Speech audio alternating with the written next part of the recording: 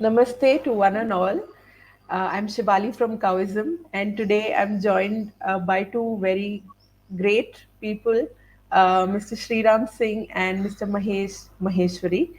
Both have achieved a lot in their respective fields. To give a small introduction about Mr. Sriram Singh, he's a banker for many decades now, a top notch banker, and an organic farmer.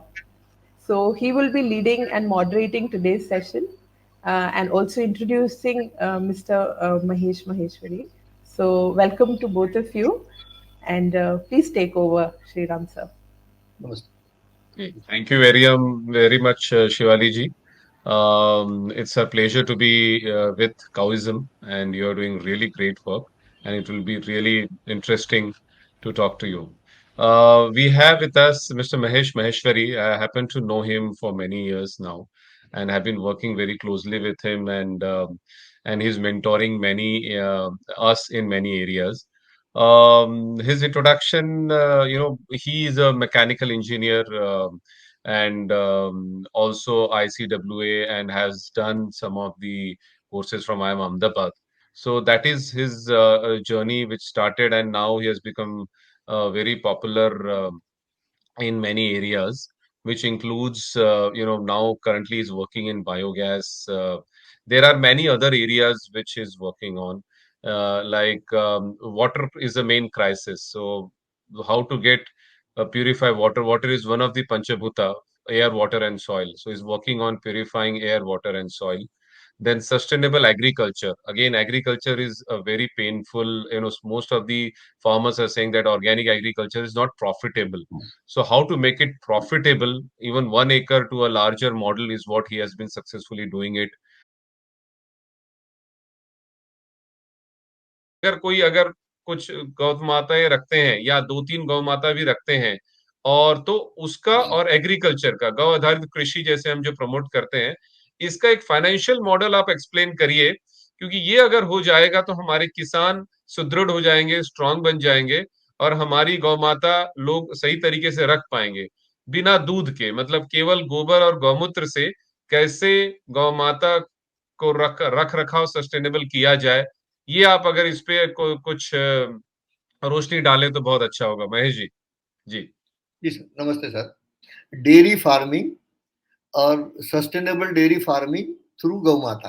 Okay, इसके अंदर दो आयाम रहेंगे। पहला आयाम रहेगा जो दूध देती है वो गौ माता, और दूसरी गौ माता है जो दूध नहीं देती है। एवरेज सोसाइटी में गिनने जाएंगे तो अगर 100 गौ माता कोई गौशाला में है तो 20 गौ माता दूध देगी, 80 गौ माता दूध नहीं देगी।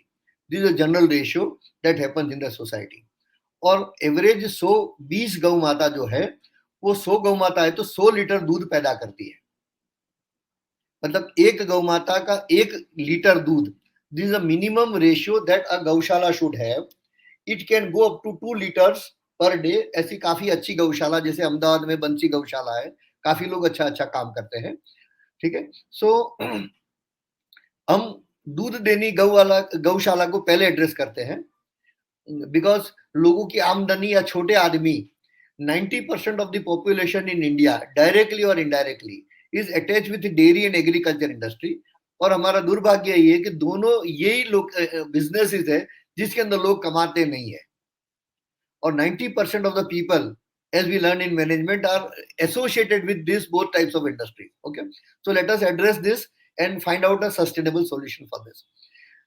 जो गौ माता दूध देती है, जैसे 20 गौ माता दूध देती है, तो हम क्या कर सकते हैं उसके अंदर value addition. First topic is जो पिलाने का पानी, सुवर्ण प्राशन, शुद्धिकरण, that is one part of the story. उसके बाद हम उसको ऑर्गेनिक न्यूट्रिटिव खाना खिलाते हैं। इधर इट इज किसी के पास जमीन अवेलेबल है तो जमीन में ग्रो करेंगे, किसी के पास जमीन नहीं है और पानी कमती है तो then we'll have to go for hydroponics. वो दोनों चीज depending upon the location we have to adopt it. ठीक है, ये पैकेज ऑफ प्रैक्टिस हम बताएंगे, उस हिसाब से कोई भी फॉलो करेगा। जैसे 3-4 लोकेशंस पे ऐसे डेमो प्लांट चल रहे हैं, किसी को भी फिजिकल विजिट करना है और देखना है कर सकते हैं। ठीक है, इसके अंदर दूध, गौ माता से जो दूध की इनकम है वो आपको bare minimum 25% with in 60 days बढ़ जाएगी। सॉरी 25%। जैसे एक गौ माता है 10 लीटर दूध देती है और उसका 50 रुपए के हिसाब से दूध जा रहा है, ठीक है, 40 रुपए के हिसाब से जो डेयरी अमूल में जाता है वैसे, ठीक है, तो 40 rupees into 10 litre is 400 rupees per day, that is the income that person gets from one गौ माता। ओके, इसका 25% बढ़ाएंगे तो उसका 500 रुपया यानी 100 रुपया उसको बेयर मिनिमम डेली मिलेगा। That is one part of the story. So जिन लोगों को सीधा 25% दूध की आवक बढ़ जाती है उनके लिए it is an big advantage. Second part is ये दूध जो बनेगा after increasing the milk income from the milk, ये दूध एकदम रिच विथ न्यूट्रिशन होगा। जितने पैरामीटर्स आयुर्वेद ने बताए शायद उससे भी हम कुछ पैरामीटर्स आगे भर पाएंगे, because we are seeing from multiple dimensions put together. Okay, we are not trying to compare with anybody, but we say that हम इससे सबसे ज्यादा पॉसिबिलिटी है वो भर पाएंगे। तो माल न्यूट्रिशन का प्रॉब्लम जो है वो सोसाइटी का उससे एड्रेस हो जाएगा। तीसरी बात, ये मिल्क के अंदर आपको 600 टाइप के पेस्टिसाइड्स और केमिकल नहीं मिलेंगे। तो समाज के अंदर जहां भी दूध जाता है वो ऑर्गेनिक दूध यानी सजीव दूध जाएगा। इसके अंदर किसी को 2 पैसा ज्यादा इनकम कमानी है, that is their purview, but हमने इन शॉर्ट बता दिया कि 25% इनकम फ्रॉम द मिल्क बढ़ेगी। Quality of milk is your purview and your marketing strategy. कोई आदमी 100 में भी बेचता है, कोई 150 में बेचता है, और कई संस्था है जो 40 में बेचती है क्योंकि लोगों की सेवा करनी है। तो it is a personal business model for everybody, we don't question that. Now second part is, ये दूध को हमने पूरी डेयरी इंडस्ट्री हमारी इसके ऊपर टिकी हुई है कि हम दूध बेचते हैं और डेयरी में जाता है, डेयरी के अंदर इसका पेस्चुराइजेशन होता है और वापस समाज में वापस जाता है, ठीक है। Now if you try to look at it, there is no value addition that dairy does in the quality of milk. Okay, तो हमने क्या किया है कि दूध को नॉर्मल केस में, जैसे मैंने दूध समर में गौ माता से लिया, तो 5 घंटे में ये दूध जो है बाहर 45 डिग्रीज पे आप रखोगे तो ये दूध खट्टा हो जाएगा और फट जाएगा, ठीक है। तो हमने मेथड ऐसी डिजाइन की है कि गौ माता का इनपुट ही ऐसा करेक्ट कर दिया है, तो ये दूध की शेल्फ लाइफ हमने पहले 12 घंटे बढ़ाई और अभी ये दूध की शेल्फ लाइफ हमने 24 घंटे बढ़ा दी।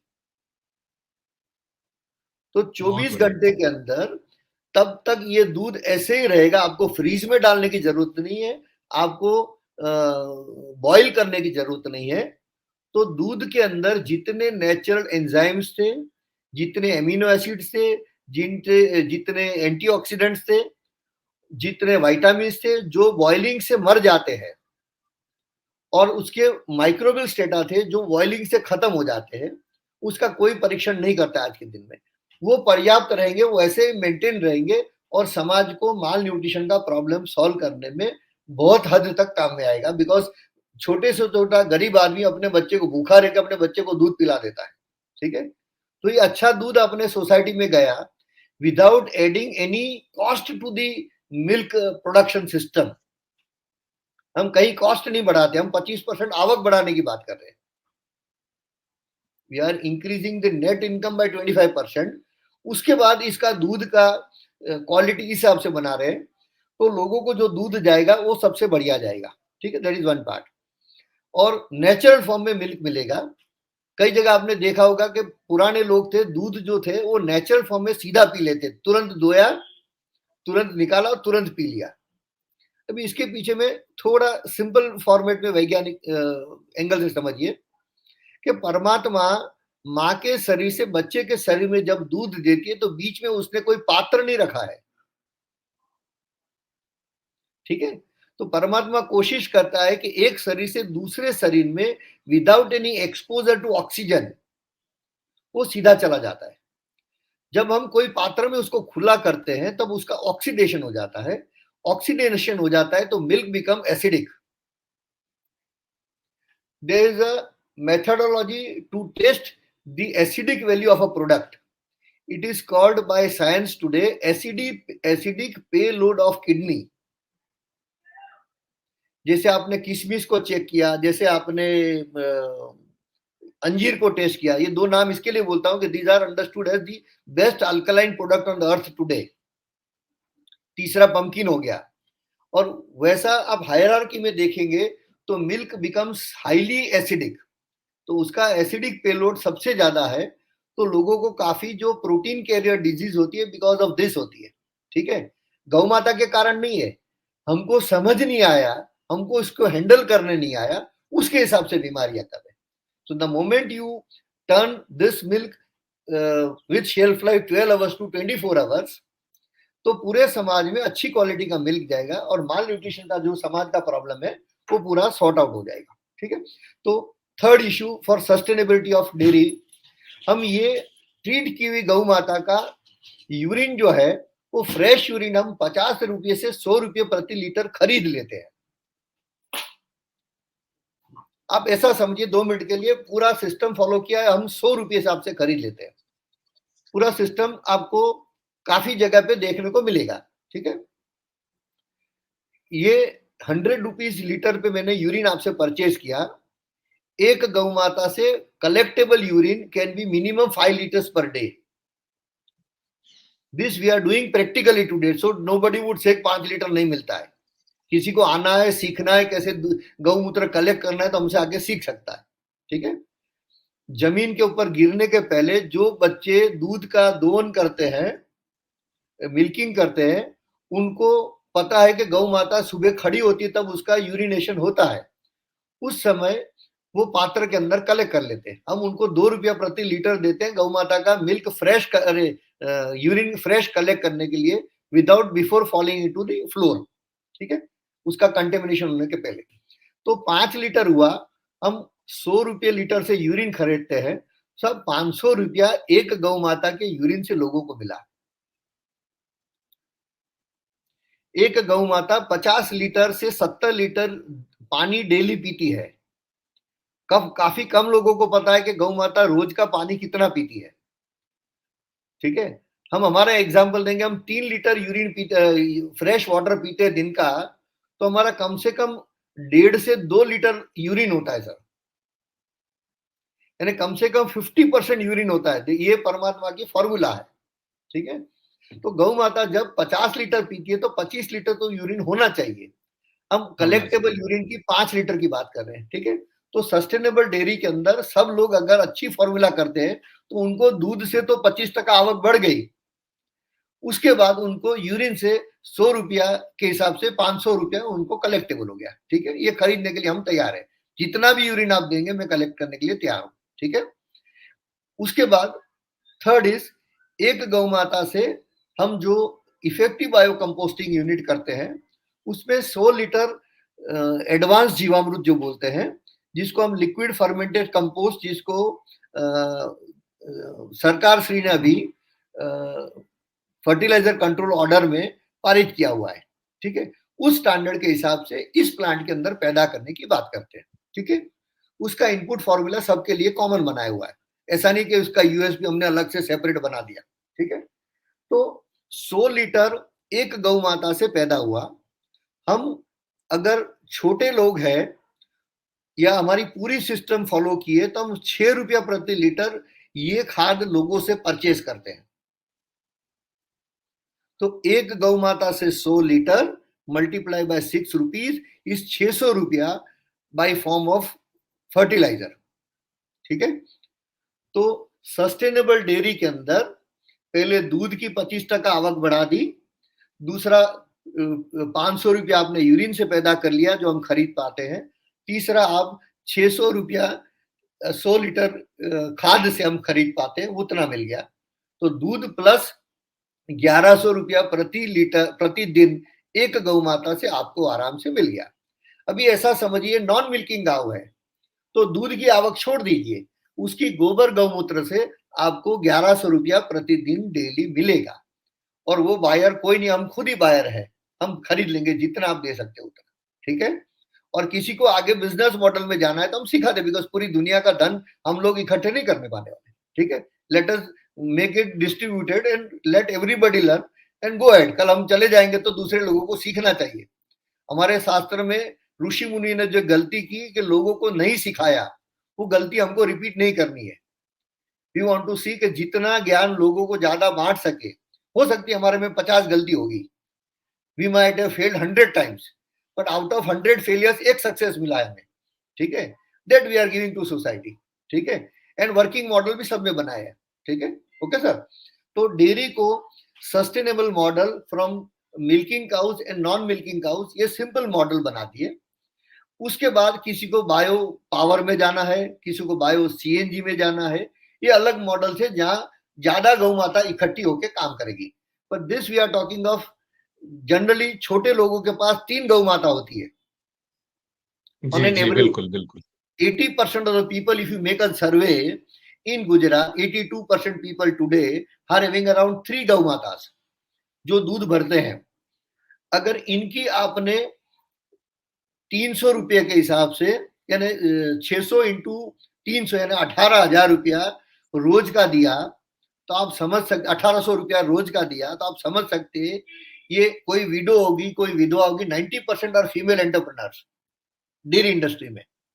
इनकी इनकम आपने बढ़ा दी तो सोशल कॉज समाज के अंदर सब झांसी की रानी पैदा हो जाएगी। ये लोगों को बिल्कुल मेल बिल्कुल। डोमिनेटेड सोसाइटी के ऊपर डिपेंडेंसी खत्म हो जाएगी। आज सब नहीं लोग तो ये फीमेल डोमिनेशन की ये सब बातें करते हैं, पर इनकी आवक बढ़ा दो, सब अपने आप ही झांसी की रानी हो जाएगी, आपको कुछ बोलने की जरूरत नहीं गिरेगी, ठीक है sir. So and 90% of females are involve in this, तो let us promote female entrepreneurs and do this way, ठीक है, राइट सर। इसमें इसमें सम अप कर लेते हैं, ये डेयरी में सम अप कर लेते हैं। तो इसमें आपने कहा, क्योंकि ये बहुत ही ज्वलन प्रॉब्लम है, और आप, ये मिराकल जैसा मुझे लग रहा है कि हम लोग दूध का शेल्फ लाइफ भी बढ़ा दे रहे हैं। क्योंकि लोग धारुष्ट मिल्क पहले पीते थे, बिल्कुल सही आपने एग्जाम्पल दिया कि माँ का दूध सीधा बिना ऑक्सीजन, बिना ऑक्सीडेशन के और बिना एसिडिक हुए अपने बच्चे के मुंह में जाता है। ये बहुत बड़ी बात है, और ये बड़ी इंडस्ट्री इसको मानती नहीं है। दूध, लोग कल्प्रिट कर रहे हैं कि भाई दूध से काफी बीमारियां हो रही हैं।